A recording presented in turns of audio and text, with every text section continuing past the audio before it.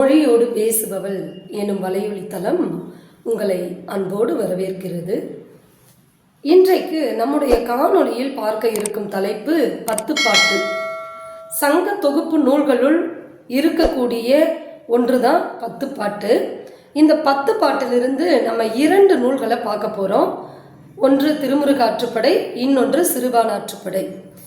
இதை பார்க்கறதுக்கு முன்னாடி முதல்ல 10 பாட்டு நூல் குறித்த ஒரு அறிமுகத்தை பார்த்து விட்டு பிறகு நம்ம இந்த 2 ஆற்றுப்படை நூல்களை குறித்து பார்க்கலாம். வாருங்கள் காணொளிக்குள் செல்லலாம். 10 பாட்டில் இடம்பெற்றிருக்கக்கூடிய நூல்கள் மொத்தம் 10. இந்த 10 பாட்டு எப்படி தொகுக்கப்பட்டிருக்கிறது அப்படின்னு பார்த்தோம்னா, அடிவரையறை, அதாவது 100 அடிகளுக்கு மேலே நீண்டு இருக்கக்கூடியவற்றையெல்லாம் தொகுத்து 10 பாட்டு நூல்களாக திரட்டி தரப்பட்டுள்ளது. இந்த 10 பாட்டு நூல்கள் எவை எவை என்பதை குறிப்பிடுவதற்கு அருமையான ஒரு 4 அடி வெண்பா ஒன்று உண்டு. அந்த வெண்பா கட்டாயம் எல்லாருக்குமே போட்டித் தேர்வுக்கு தயாராகக்கூடிய மாணவர்களாக இருந்தாலும் சரி, ஆசிரியர் பெருமக்களாக இருந்தாலும் சரி, எல்லோருக்குமே படிக்கின்ற இளங்கலை படிக்கின்ற மாணவர்களாக இருந்தாலும் சரி, எல்லோருக்குமே இந்த 4 அடி வெண்பா ரொம்ப ரொம்ப பயனுள்ளதாக இருக்கும்.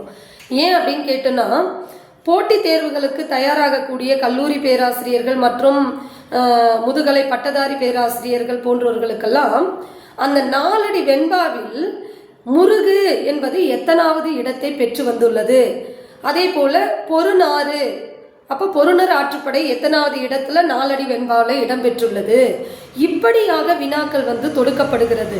அப்படி பார்க்கும்போது நிச்சயம் இந்த 4 அடி வெண்பா நமக்கு தெரிஞ்சாதான் அதை நம்ம அடிகோடு போட்டு இது எத்தனாவது இடத்துல இந்த நூல் பேர் வந்திருக்குன்றது நமக்கு நிச்சயம் தெரிஞ்சுக்க முடியும்.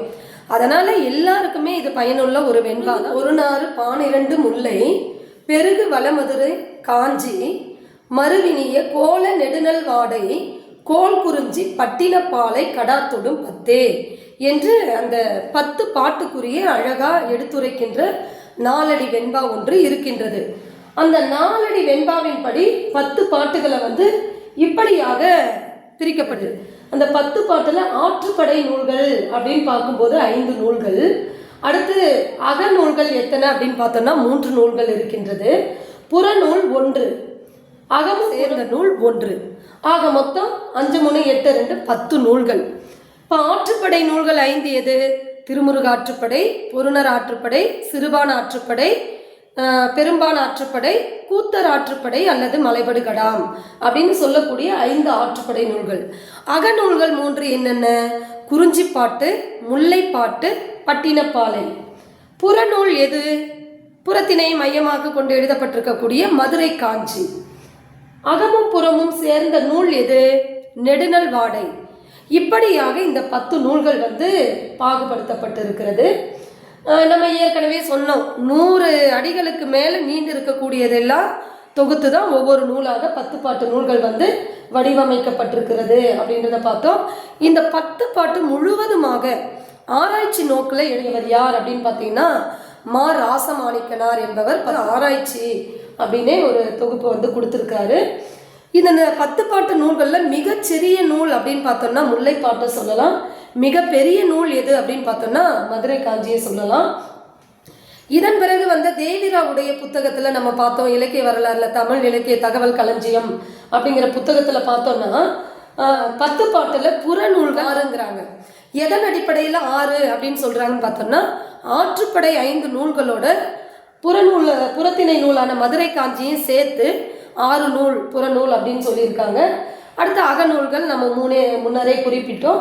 அகமா புறமா என்ற சர்ச்சைக்குரிய ஒரு நூல் எது அப்படின்னா நெடுநல் வாடை. ஏன்னா நோம்புதலை ஆத்தன் வேம்புதலை ஆத்தன் நோன்கால் எக்கம் அப்படின்னு சொல்லிட்டு ஒரு ஒற்றை வரி வேப்பம்பூ மாலை சூடிய பாண்டிய மன்னனை குறிப்பதாக அது புறச்செய்தி, அதனால் அது புறத்திற்கும் உரியது அப்படின்ற மாதிரி ஒரு சர்ச்சைக்குரிய ஒரு நூலாக நெடுநல் வாடையை நாம் பேசி கொண்டிருக்கிறோம். ஸோ இது மாதிரி தான் இந்த 10 பாட்டு நூல் தொகுப்பானது இந்த உள்ளமைப்பை கொண்டிருக்கக்கூடிய அறிமுகத்தை உள்ளடக்கியதாக இருக்கின்றது. அதில் முதலாவதாக இடம்பெற்றிருக்கக்கூடியது தான் ஆற்றுப்படை நூல்கள். அந்த ஆற்றுப்படை நூல்களில் பாருங்கள், முருகு பொருநாறு 12 முல்லை அப்படின்ற அந்த 4 அடி வெண்பால கூட முதல் இடத்தை பெற்றிருப்பது திருமுருகாற்றுப்படை.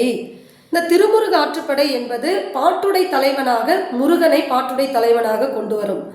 எத்தனை அடிகள் இதில் இருக்குன்னா 317 அடிகள் இடம்பெற்றிருக்கும். இதில் பாடிய புலவர் யார் அப்படின்னு கேட்டீங்கன்னா நக்கீரர். அடுத்து இதுக்கு இன்னொரு வழங்கக்கூடிய வேறு பெயரும் இருக்கு. திருமுருகாற்றுப்படைக்கு புலவர் ஆற்றுப்படை அப்படின்னு சொல்லலாம். பாட்டுடை தலைவன் பெயரில் அமைந்த ஒரே நூல், ஒரே ஆற்றுப்படை நூல் இந்த திருமுருகாற்றுப்படை தான். அதே போல அறுபடை வீடுகளை பத்தி இதுல பேசியிருக்கோம்.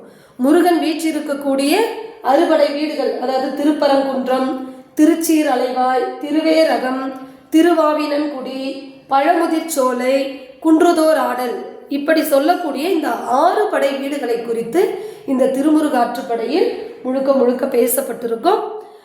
முருகனுடைய சிறப்புகள் எல்லாம் 6 முகம், 12 கைகள், இதை குறித்தெல்லாம் இந்த நூல் ரொம்ப அற்புதமாக ஒரு பேசக்கூடிய நூலாக தான் இந்த திருமுருகாற்றுப்படை இருக்கின்றது. முழுக்க முழுக்க, ஏன்னா தமிழ் கடவுள் இல்லையா முருக கடவுள், என்ன நெறி இந்த நூலில் பின்பற்றப்பட்டிருக்க சமயத்துக்குன்னா அன்பு நெறியே தமிழ் சமயம் அப்படிங்கிற ஒரு தன்மை இந்த நூலின் வழியாக நமக்கு தெரிய வருகிறது. இதுதாங்க திருமுருகன் 10 பாட்டு நூல்களுக்கான ஒரு அறிமுகம். அடுத்து இந்த திருமுருகாற்றுப்படையை குறித்த செய்திகள். அடுத்து நம்ம வெண்பால இடம்பெற்றிருக்கக்கூடிய பொருணர் ஆற்றுப்படையை குறித்து அடுத்த காணொளியில் நம்ம பார்க்கலாம். இந்த காணொளி உங்களுக்கு மிகவும் பயனுடையதாக இருக்கும்னு நினைக்கிறேன். எனவே இதுவரை நம்மளுடைய சேனலை போய் சப்ஸ்கிரைப் பண்ணாதவங்க சப்ஸ்கிரைப் பண்ணிக்கோங்க. கூடவே இந்த பெல் ஐக்கானையும் கிளிக் பண்ணி வச்சுக்கோங்க.